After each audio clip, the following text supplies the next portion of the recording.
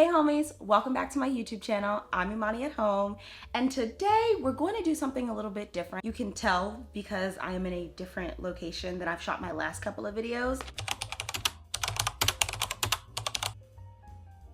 I always want to make sure that when I'm creating content, I am showing up authentically 100% as myself. So one of the things that I truly enjoy doing is sitting on my couch and complaining, gabbing, gossiping, if you will. Lately, I've been doing a lot of research for my kitchen makeover, and it's just had me on the internet quite a lot, consuming a lot of home decor content. Some of it has made me quite angry, quite annoyed, and I really want to just like get into it and maybe discuss home decor or interior design trends that I absolutely hate. And I want to encourage you guys to maybe not do some of these trends, and not because I'm perfect and I know everything and I always do everything right, but just because, you know, I don't know, you're already following me for my advice, so let's listen to it.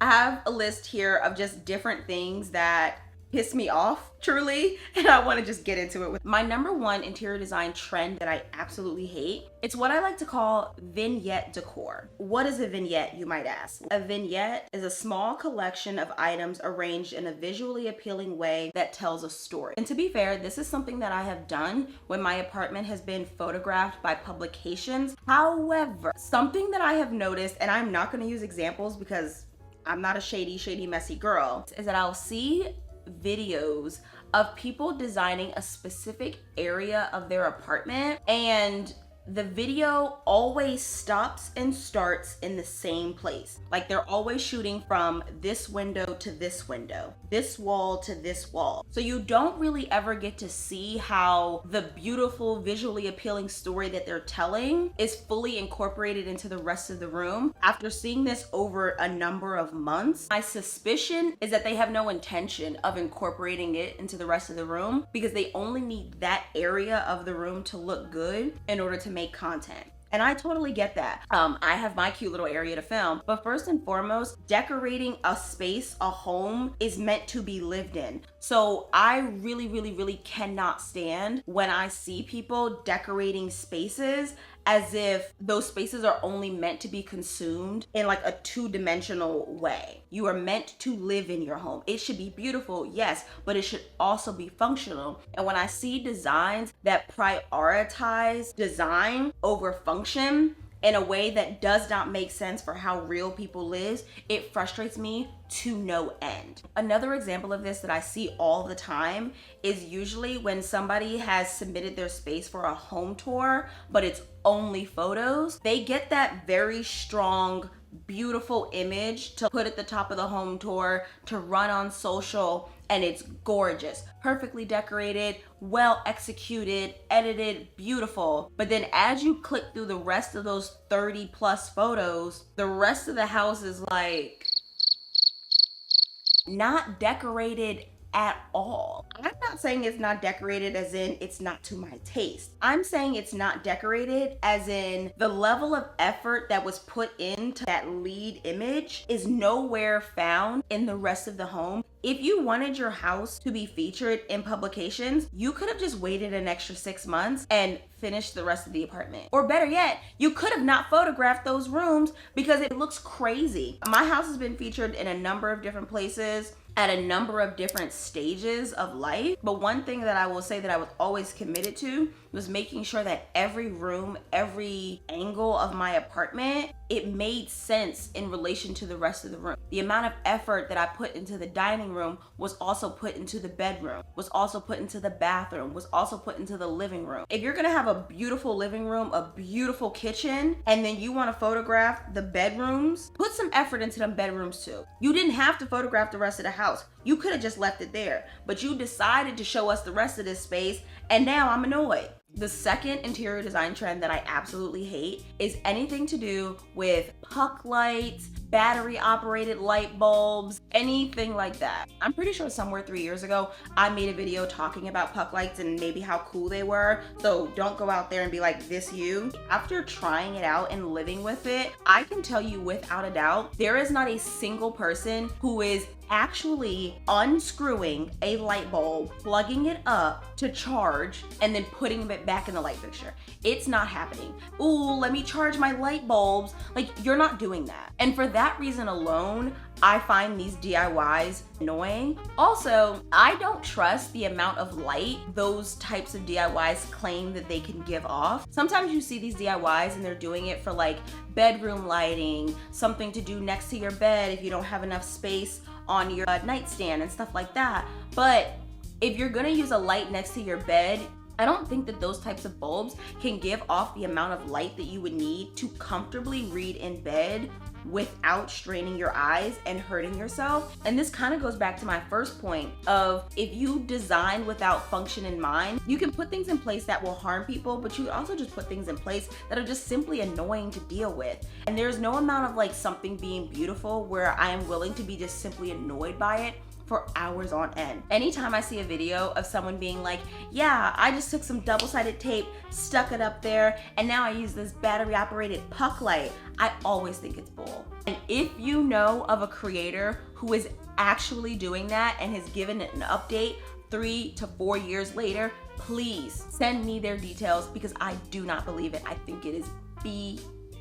And don't get me wrong, I am sensitive to the needs of renters because I am a renter. I am a long-term renter. So I totally get that you can't always just pop up a junction box, open up the walls, run some new electrical. Like, I get it. But I do think there are better options, and they're usually in the form of plug-in sconces. You can get one with an extra long cord so that if you have to plug it up kind of far away from where you need the light to go, you have enough cord to do that. You can use a regular bulb, which is often cheaper than these rechargeable bulbs. And let me break it down to you even further. Let's say that your big thing is that you don't want to see the cord. You don't have to. You can use a cord cover, paint it the same color as your wall, and stick a piece of art in front of it. I promise you, no one is looking that closely. It's going to be so much more functional than a stupid puck light. Don't do this DIY. The third interior design trend that I absolutely hate is hidden TVs. The reason I dislike this trend is mostly because I think that when people do it, they're not participating in the trend for the right reasons. Most of us do not have a separate TV watching area, meaning our TVs are in our living room, our TVs are in family rooms, and TVs are in our bedroom. If you are a person who watches TV, it is perfectly acceptable to have a TV in your living room. If you host events that are surrounded by people watching TV, like Sport Ball, the Grammys, the Tonys, I don't know, any TV event. If you are that type of person, it doesn't make sense to spend so much time trying to hide your TV. Jenna Lyons was on a podcast a while ago, and she talked about how much she hated seeing visible TVs. The thing that stresses me out deeply, televisions over mantelpieces. I know. I am insistent, absolutely no. I don't like any room that is focused, unless it's an actual TV room. Yeah. Hide the goddamn TV. I know. If you've got $15 million, sure, absolutely. Put it somewhere else. But you live in a 500 square foot apartment in Washington, D.C. That advice does not apply to you. In my last apartment, I did do a TV gallery wall because I had a lot of art and I wanted to incorporate my TV into the art piece, but I didn't put a frame around my TV to try to make it seem like it was a 55-inch piece of rectangular art. I just left the TV up there and just incorporated it into the gallery wall. I think it is crazy to take design advice from someone who is not living life in a similar vein to you. You know, while there may be something to learn from somebody who has a $200,000 budget to decorate their house, the reality is your concerns are not their concerns and their concerns are not your concerns. Get a frame TV if you want one. I think those TVs are too expensive. Personally, $1,800 for a TV is a lot. But if you're not in the mood to DIY a frame, go ahead, go crazy. Buy the $1,800 TV. If you want to build a curtain in front of your TV, sure. You should be doing hide my TV DIYs because they're fun or because you want to try a new project. But you should not be trying to hide your TV because you want to make it seem like you don't watch TV when you do. You know what I'm saying? If the function of your living room primarily is to watch TV, the design around that room should follow that function. Now, the function of a room could be twofold. It could be to host people and to watch TV, and then you can make some more interesting design choices. But if the primary function of your living room is to watch TV, design the living room for that. It's not lowbrow to have a TV in your living room. That said, there should be a cap on how big you are able to have a TV, because some of those things belong in movie theaters, not in personal homes. Oh, sorry y'all, I'm eating Popeyes while I'm doing this. My final interior design trend that I absolutely hate, cannot stand, wish we would do away with is all white interior. If you want to do an all white room and then use a whole bunch of different textures and materials to bring into an all white space to make it interesting, I think that's cool. You need to be following Hyatt Rita. She makes all of the earrings that I wear, but a while back, she redid her entire house and was really only interested in having like whites and creams.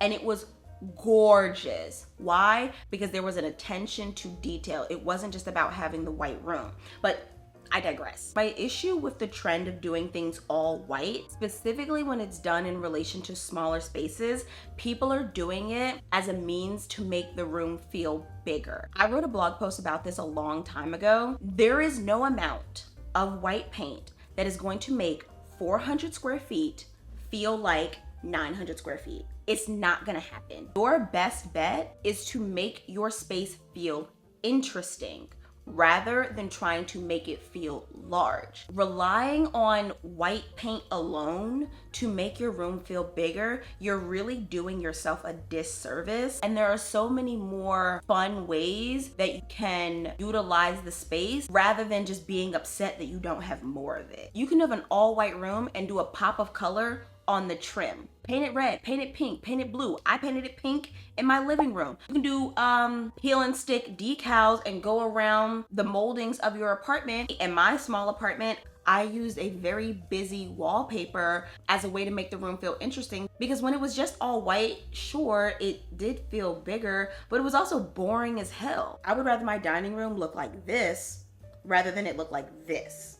These are the same room, shot from the same angle, but one of them is significantly a more fun space to be in than the other. Focusing on white paint as like the means of making your space feel bigger, to me is just, if you have a small space and you want to make it feel bigger, there's a number of things that you can do using larger rugs. A whole bunch of like 4x6 rugs in one room is just gonna make the space feel choppy. I'd rather you just get one big rug and put everything on top and then divvy up the space with the furniture placement. Second you can do, get a whole bunch of mirrors. Whole bunch of them. I personally believe that every house should have at least one full-length mirror, but that's not all. You still want to have one on the wall by the front door. You need to have one in your bedroom, one in your bathroom. Put one in your kitchen if you feel like it. And try to make sure that it's positioned across from a window. That way it can be used to bounce light around the space. Make sure that you're making smart furniture choices. Instead of having a couch that's skirted and seated flat on the ground,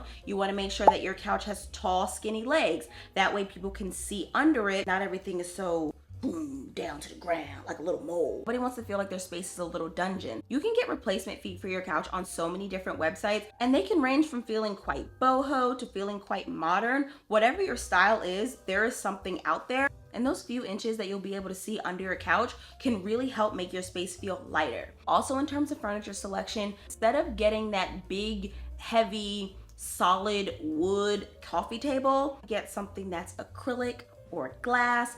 Facebook Marketplace is a great place to find vintage glass coffee tables. Furniture that is clear allows light to pass through it, and so it carries less visual weight. Now, of course, there are going to be landlords out there who don't want you to paint because they're haters, but I will say this. The most interesting thing about white paint is what you put next to it. If you can't paint or you don't want to paint, fine, whatever. Please find ways to inject color into the space. Maybe that's using colorful frames for your artwork. Maybe that means having a blue couch instead of a standard gray couch. Maybe that means you're using a really fun and funky rug instead of, you know, just a plain creamy gray low pile, whatever. If everyone is focusing on how cool and interesting and fun your space feels, no one is going to be talking about it being only 500 square feet. That's not going to be a thing because they're really just worried about where did you get that art piece and how they can go buy it.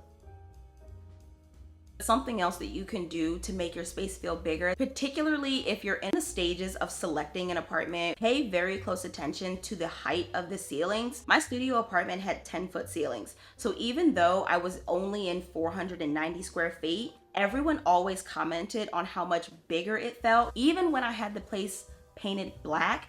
And the reason is because of the ceiling height. You might not notice it when you're on the tour. Once your place is filled with furniture, you're gonna feel cramped if you've got 7-foot ceilings. 8-foot ceilings are fine, 9-foot ceilings are great. And if you can get anything over 10 feet, you rent that apartment immediately. I hope me going through interior design trends that I absolutely hate has been super duper helpful. When I am not sure what I want, I always think about what I don't want. Because as soon as you can start nixing out things that you absolutely do not want in your space, it can make it easier for you to narrow it down to what you actually do want. So sometimes starting from a place of knowing what you don't want or knowing what is bad will help you get to a place that is good and is an example of what you actually want to do with your space. So that's sort of why I made this type of video. I hope you guys enjoyed this video. If you do, make sure to subscribe to my channel. Leave a comment to some interior design trends that you are also not too fond of, because I love to complain.